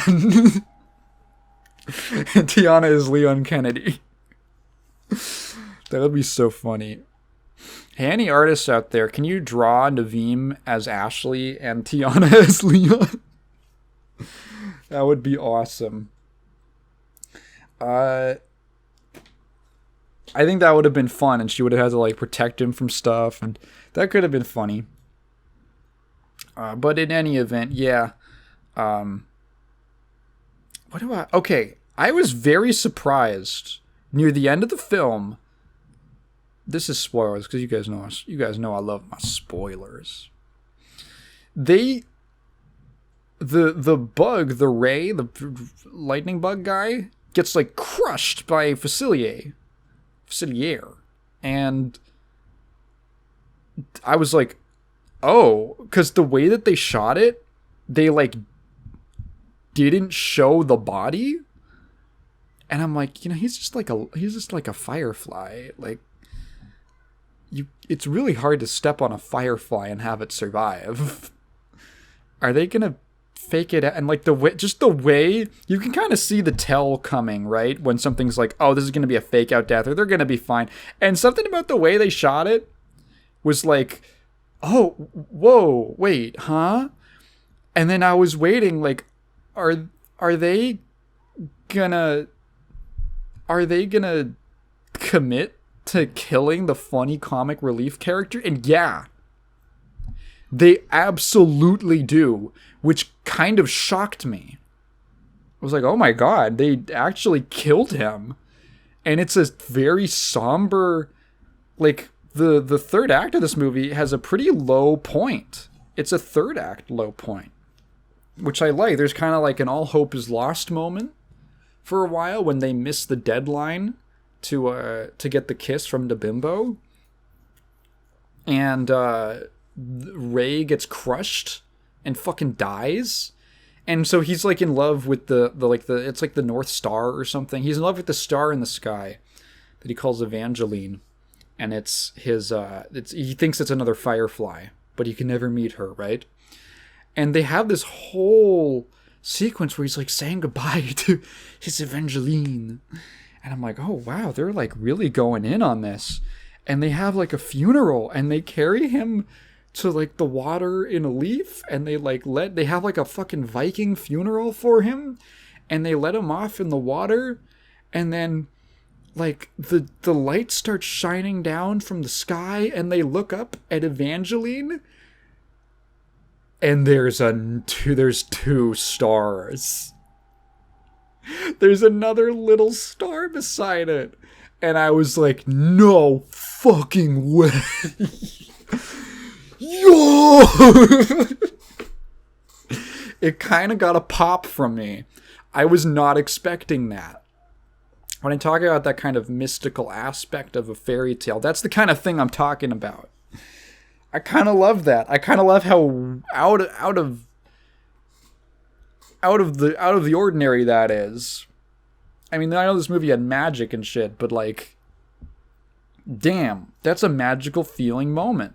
I liked it. And then, the resolution of the movie is that they're like, I guess we'll just stay frogs. And they're kind of happy with it. They're like, oh, I'm cool with being a frog, I guess. I can live with this because I have my frog love. And we're going to have, like, frog sex, I guess. And frog kissing. And then they get married. And then, because when they get married, it makes Tiana a princess. Because he's a prince, so she's the princess, and then the princess's kiss turns the both of them back into people. Oh, okay, it's funny. And it was like, okay, that's fine. I think it could have been resolved a little differently. Like, honestly, I'm like, logically, like, you guys could have just waited till the next Mardi Gras. I don't know how long frog lifespans are. Probably enough to survive a year. I'm hoping. Ooh, my neck. Jesus. But it was, okay, you know what? Whatever. Facilier got, like, pulled down to hell before that, which is kind of a brutal death for a villain. I'm kind of glad that they went that far. I was pleasantly surprised at how much this movie committed to certain things. Specifically the deaths, I guess. And I know it's got a nice ending, and they open the restaurant, and it's all good. It's cute. I actually enjoyed it. I enjoyed it quite a bit. I am not a Disney princess guy. I'm not a big Disney guy in general. And that's... So, like, part of the thing is that I am not a big... I grew up with Disney, but, like... there's people who grew up with Disney and they're like, it was my childhood. That's not me. I had, like, a regular amount of exposure to it. But it never really, like, got my goat. Am I using that expression correctly? It never grabbed me or left that huge impression on me that it did some people. And I think... So one of the reasons this kind of marathon has been interesting is because these are very un-Disney feeling movies. Like, I'm not that interested in going and watching, like, Beauty and the Beast or other, like, classic Disney movies. It just doesn't do that much for me personally. But of them, this is kind of the first actually classic style Disney movie in this marathon, and the first one I've seen in a very long time. I can't even remember the last one I watched. And I liked it. I actually thought it was pretty good. I will say, okay, this has nothing to do with the movie. there were two weirdnesses going into this. Number one, I'd only seen The Princess and I have actually seen this movie before, but in French. Because at my elementary school, we had like a mandatory French class. They would switch off like every year or something between doing Spanish and French, which was more so just to expose you to the languages, because once you got to the middle school, you would choose one of them. Or Latin, which is what I chose because I'm a nerd. And the French teacher came in one day and she was like, we're going to watch Princess and the Frog because it has the, Louisiana, Cajun, French influence kind of thing. Is Oriole related to that? Am I confusing that with something else? Anyway. And then we watched the French dub with like English subtitles, and I don't remember anything from the movie. I didn't remember a single thing from that. So my one exposure to the movie was the entire thing in French, but with no memory of what actually happened. The other thing was that we watched this on a friend's TV on Halloween, and they had this god-awful frame blending, like frame smoothing effect. Oh, dude, I don't know if you've got like a modern smart TV or some shit that does that. It is the fucking worst. I don't know who thinks it's a good idea or that it looks good or improves anything. It's not the worst that I've seen. I watched Hercules actually on a TV like that, except it was way worse. It was way worse frame blending to the points where like a lot of parts of the movie looked distorted and fucked up. It wasn't that bad, but it was super distracting. I kind of ended up getting used to it, but I did not like it. And there were shots, even after I got used to it, there were shots in the movie that made me cringe with how terrible they looked because of it. It's a nice looking movie, and it gets fucking ruined by that garbage. It completely fucks up the way the animation, it's hand drawn. If the thing moves a certain way, it's because it's supposed to look like that. Adding more frames fucks up the flow. It messes up the cadence of the movement. The camera angles, certain shots, depending on the way the camera's moving or the way the character's moving, look absolutely weird. Oh man, do not watch it with that shit. Turn that shit off if you have a TV with that. God, I could not imagine regularly watching shit with that feature on. Actually abysmal. Hate that shit. But yeah, Princess and the Frog, I actually liked it. Liked it quite a bit. And finally, I want to talk about a really cool game that I forgot where I got it from. It just kind of showed up on my Steam library one day. And I looked through and I realized it's because it's free. I think one day I was just looking for cool free games, and I was like, this does not look like most free-to-play games. It's called Moonring. Now, Moonring is by... Oh my god, I literally knew nothing about this. I'm looking at the Steam page right now. Moonring game. Because there's a line that says, a free game by the co-creator of the Xbox's Fable series. Which is kind of wild. Who is that? Which guy? The developer is called Fluttermind. I'm pretty sure it's like previous director/programmer at Lionhead Studios, Dean Carter. Look up Dean Carter. Dean Carter. Yeah, 28 games. So he's worked on... Fuck, The Last Worker keeps coming up.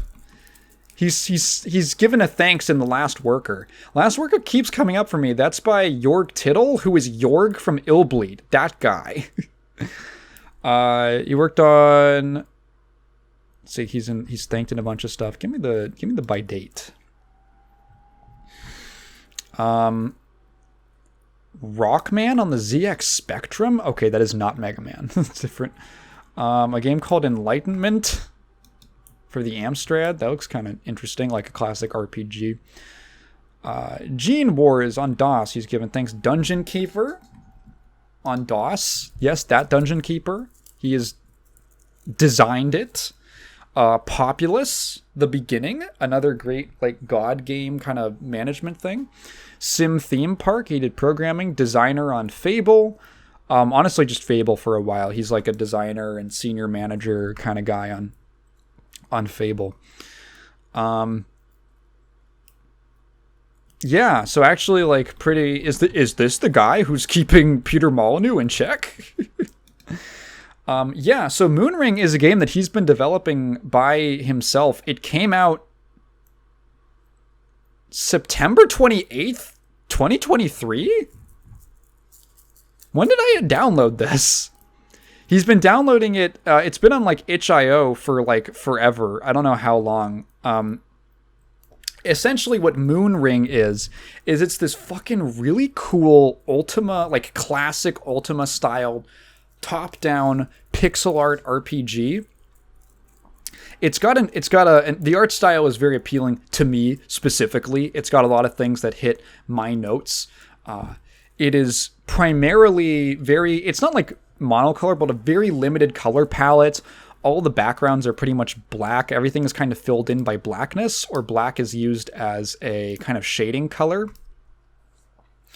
Other colors are very limited and a little muted feeling, like really warm reds or purples or these kind of blues, cyans. It's a top-down view. It's grid-based. You got a big-ass UI. And it is a classic Ultima-style RPG with a limited color palette, high contrast shit that I love. So what is Moonring? Well, besides that, what I just described.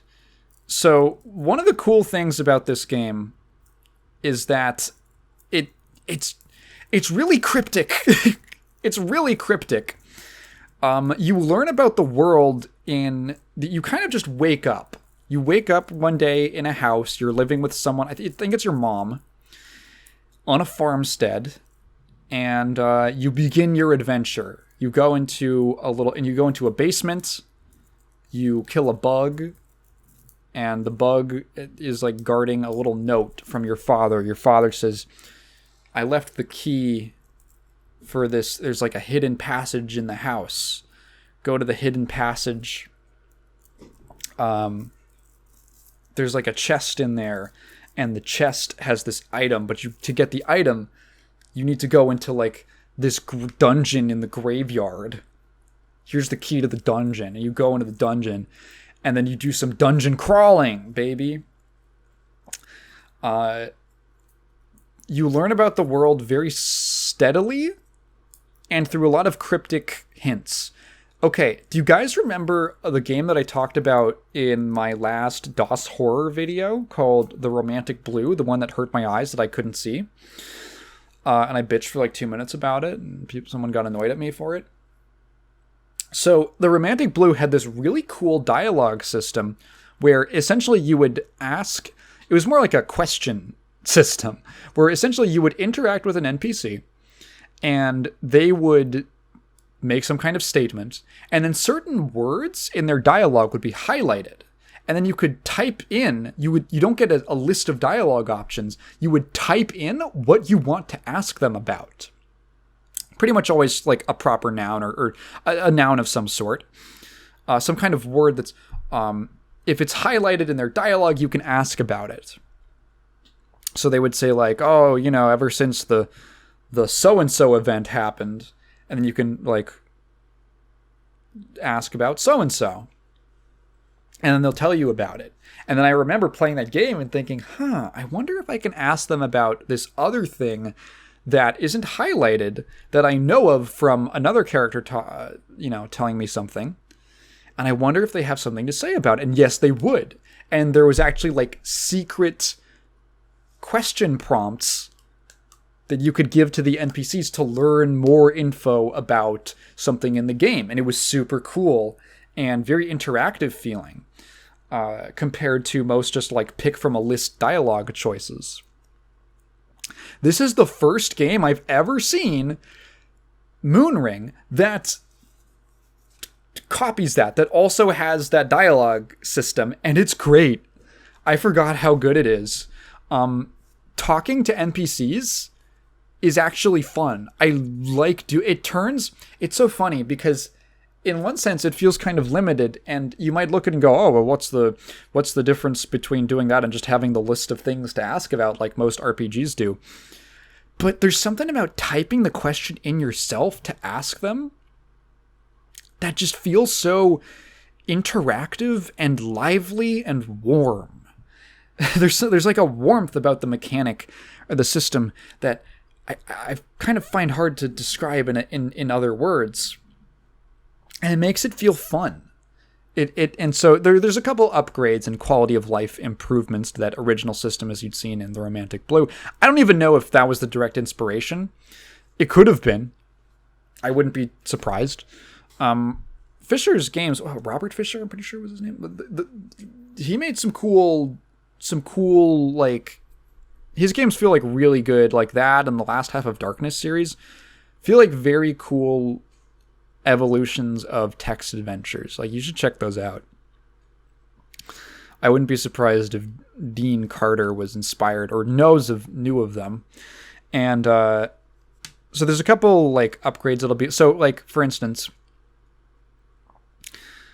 when they mention something, it'll still be highlighted, right? It'll be highlighted in their dialogue. But then when you get the prompt, basically anything they've brought up that you haven't asked about will be kind of floating around them. Excuse me. Kind of like popping up and fading away in little like question bubbles around them. Just to remind you the things you haven't asked them about yet. And then at the top of the screen, there's just a straight up list of the topics you've already discussed. And then as you learn new information, you have a whole notes menu, and the notes update as you get new, you learn more things. So for instance, you just learn about, someone mentioned the capital city, and you'll get a note, capital city. And then you can ask about it, and they'll say, the capital city is called Moon upon Thos. That's the name of it. And then literally the entry in the journal will update to like Moon upon Thos. And then more information you learn about it will get added in like, not bullet points, but it'll be like the literal dialogue of someone telling you, which is kind of neat. It's like, what did this character have to say about it? So it's less like, the notes are less like the word of God and more like the word of the NPC. So I can imagine situations, I haven't really run into it yet or seen anything, but I could imagine getting like conflicting information about something, and the only information that you have to look at is like, well, so this person said this thing about it and this person said this other thing about it. It's a really cool system, and I love just talking to NPCs and asking them like, hey, do you know about this thing? And sometimes they do, even if it's not suggested that they do. So I do have to say, the first like 5 minutes of this game are not great. Because the first thing that happens as soon as you start up the game, as soon as you actually, get past the title screen, is you just kind of like wake up and you are immediately blasted with a lot of information. The very initial experience of this game is very overwhelming. So, and it mostly has to do with the way the UI is presented to you. This is all a nitpick. It goes away after like, again, a couple minutes and getting used to it. And it's actually not that complicated.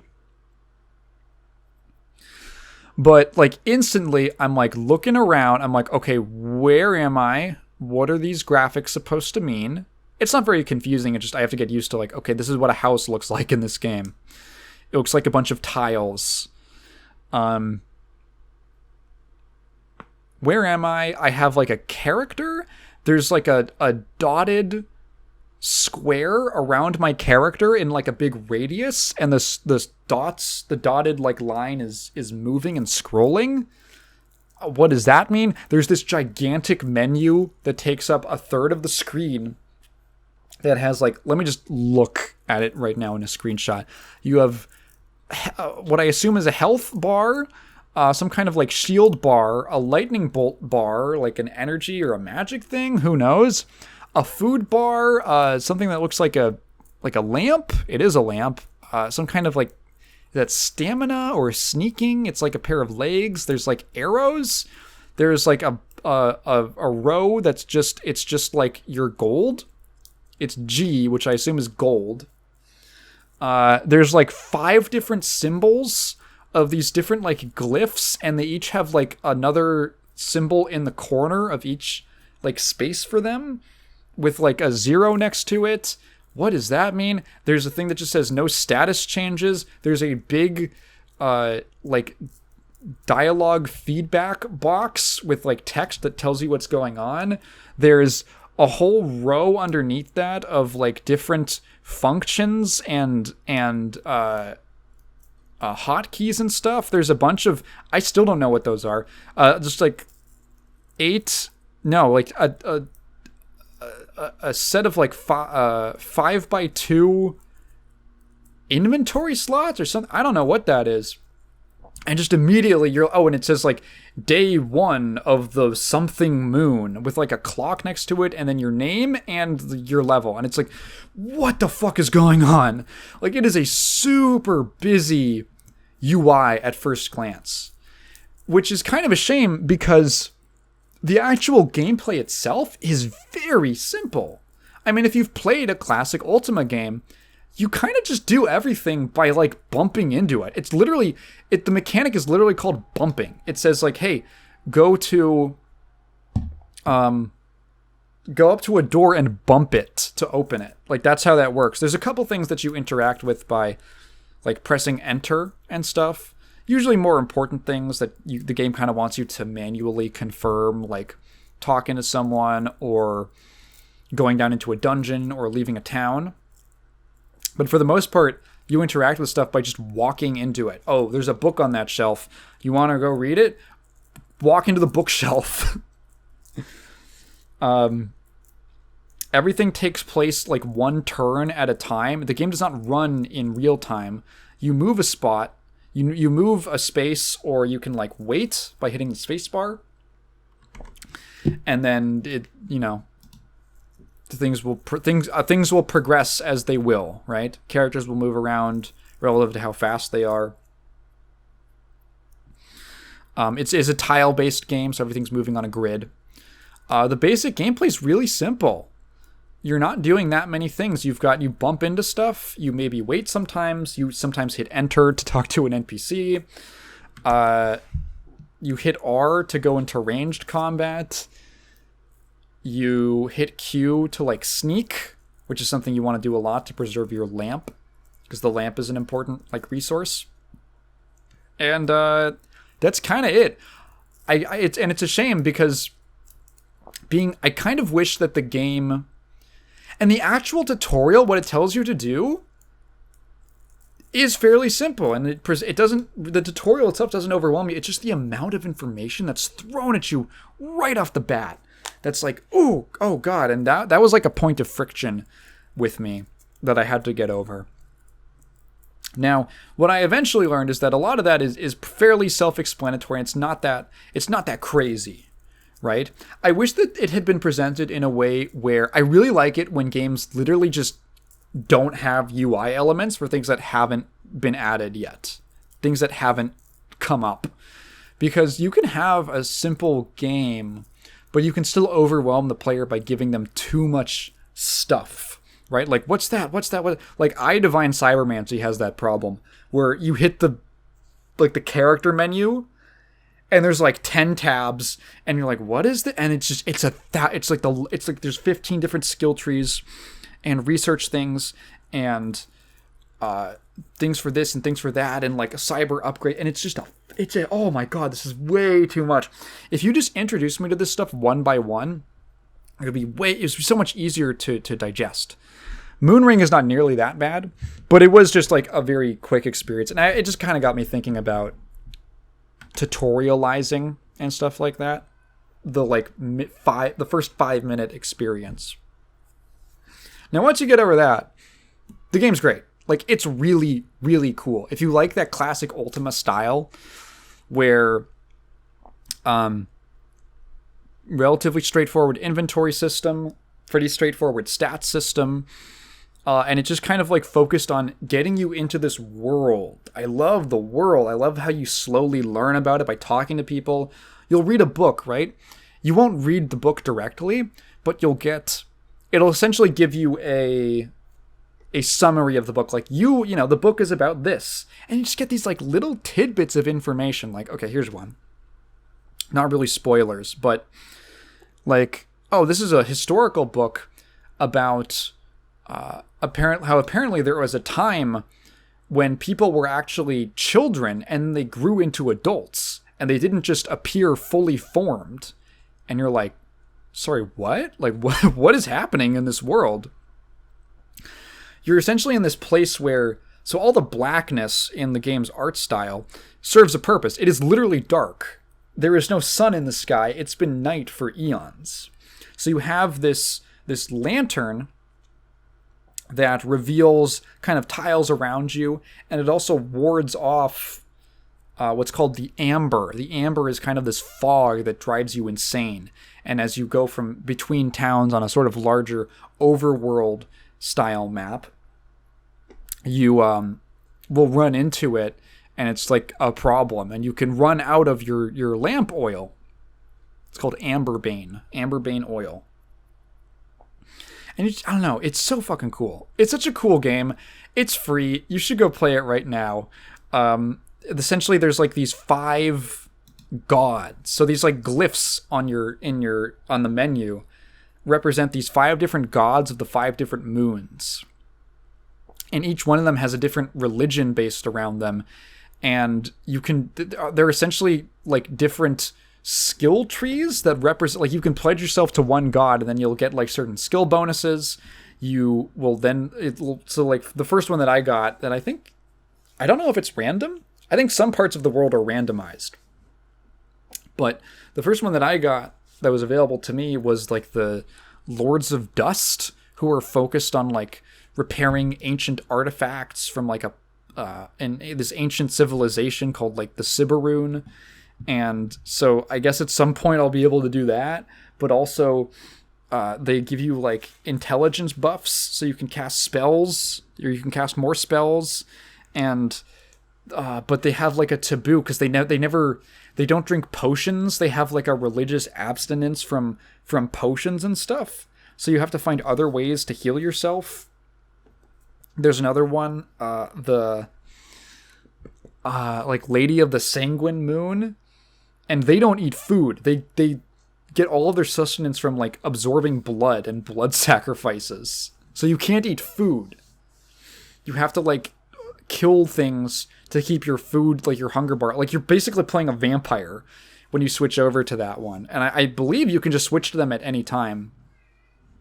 And then you like earn like these little points that go towards upgrading their specific skill trees. It's really cool. There's one of the gods is like the Harlequin, like the Death Harlequins. And I was like, they remind me, I would not be surprised if that is a reference to the Harlequins from Warhammer 40,000, who are like one of my favorite little factions / sub-factions. I love the Harlequins. I love the spooky jester theming. And they just, maybe it's a coincidence, but they do remind me of them.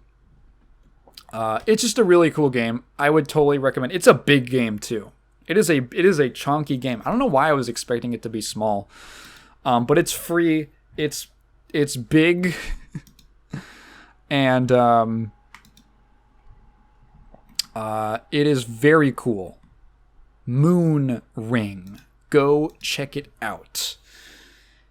And man, I always say that I don't have that much to talk about, and then I talk about shit for like 2 hours. Anyway, this has been great. I hope you've enjoyed it too. The fuck. What was I gonna say? If you've been listening this far, thank you for listening to me ramble. Go check out the recent interview I did with Greg. Go check out my Patreon. Go check out... Oh, I was gonna talk about some YouTube shit. Ooh, maybe next time. Maybe honestly, I might have a bit about it in my next main channel video. But yeah. If you have a question, feel free to leave it down in the comments below, but please phrase it in the form of a question, because I'm not just going to read your thoughts out loud. Have a great time. Hope everyone had a great Halloween. I did. I had a really lovely Halloween. Bye.